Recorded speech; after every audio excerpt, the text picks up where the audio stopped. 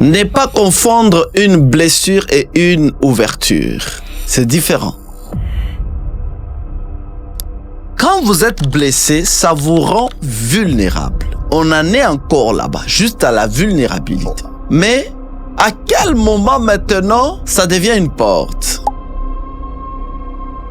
Une ouverture te rend accessible. Vous êtes blessé, vous êtes juste vulnérable. Mais une ouverture, elle vous rend accessible. Je sais que j'ai déjà encore mis la confusion dans ta tête.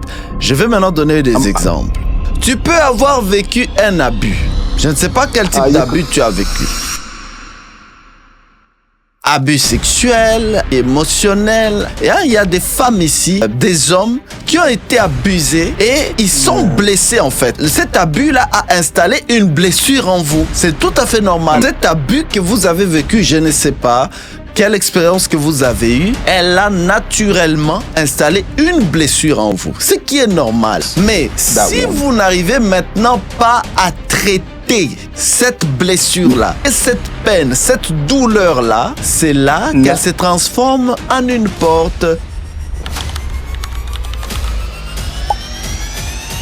Et généralement, la façon de traiter ça, c'est par le pardon. Donc, si vous n'arrivez pas à traiter cet abus-là par le pardon, eh ben, ça devient une porte. Vous avez été abusé.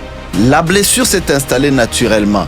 Mais si vous ne traitez pas par le pardon, les jeûnes et la restauration, ça devient une porte ouverte à l'amertume, au rejet, à la peur, à la dépression. C'est comme ça que les gens, ils sombrent facilement dans la dépression, facilement dans la peur, facilement dans les rejets, facilement dans l'amertume. Et ces choses, tu commences à se poser la question, comment j'en suis arrivé si tu n'étais pas passé à autre chose? Et la meilleure façon, c'est par les pardons. Est-ce que j'ai condamné quelqu'un qui est blessé ici?